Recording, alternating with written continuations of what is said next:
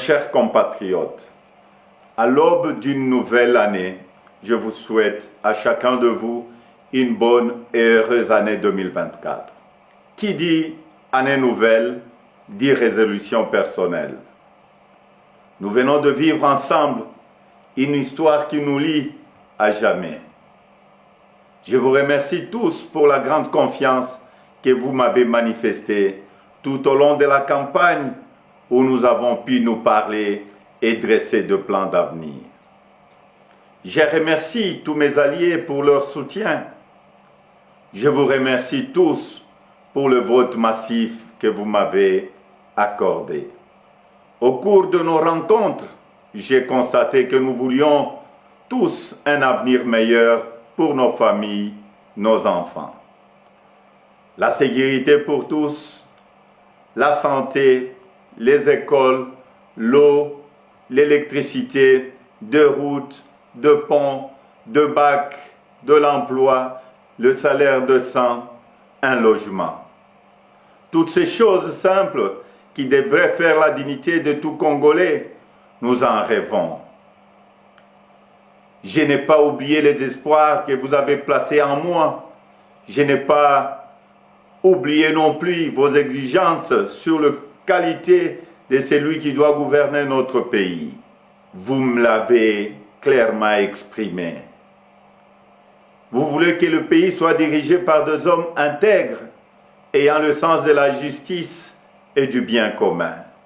Vous exigez qu'on vous rende compte et qu'on vous associe plus étroitement à la gestion du pays, tant au niveau national, provincial que local. Lors de cette campagne, j'ai pris vis-à-vis de vous un engagement, celui de changer le Congo. Je n'entends pas le trahir. Depuis le braquage électoral du 20 décembre, dont nous sommes tous victimes, nous vivons une énième usurpation de notre souveraineté. De partout, j'entends monter des cris d'indignation, des cris de contestation, des cris de colère, des cris d'exaspération. Au mépris de l'expression populaire, un régime ici de la fraude, de la tricherie et du fait accompli veut s'imposer à nous. Il n'en sera jamais question, absolument jamais. À l'aube de cette année nouvelle, au cours de laquelle nous aspirons à la paix, à la sécurité, à la stabilité et au développement, nous savons tous que nous ne pourrons jamais bâtir une nation apaisée et tisser le lien du vivre ensemble sur le mensonge, la fraude et la tricherie. Nous ne pourrons jamais bâtir un pays, un État, une nation sans retrouver notre fierté qui appelle à pouvoir choisir librement nos dirigeants. Le serment de liberté que nous ont légué le Père fondateur repose sur le lien sacré qui doit exister entre le peuple congolais et ses représentants. Tromper notre peuple ne fait qu'aggraver la lancinante crise de légitimité qui perdure dans notre pays et nous fait passer à côté de grands espoirs. Mes chers compatriotes,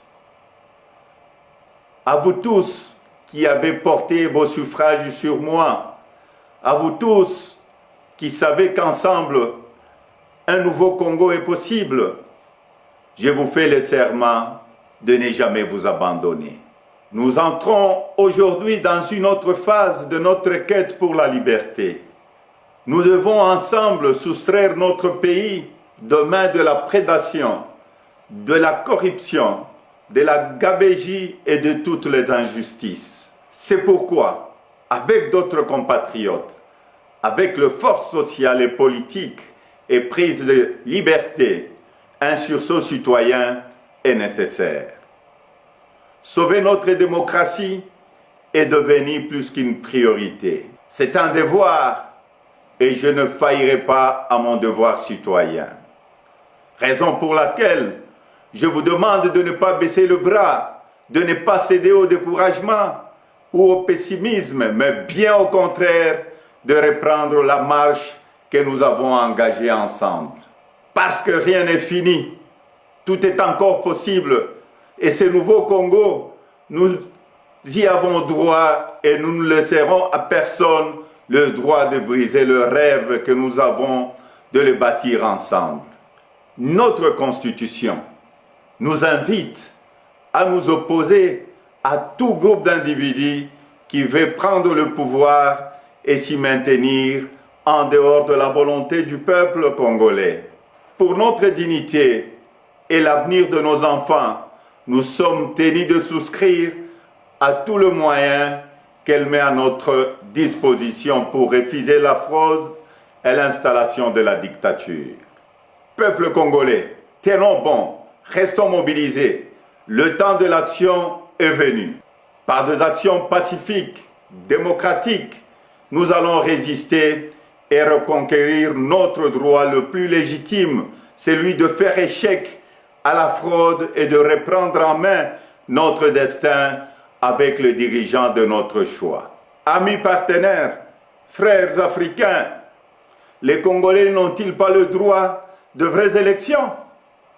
Dites-moi, dans quel pays au monde l'on retrouve des machines à voter entre les mains des candidats du pouvoir et on se précipite à proclamer et à féliciter un vainqueur aux élections?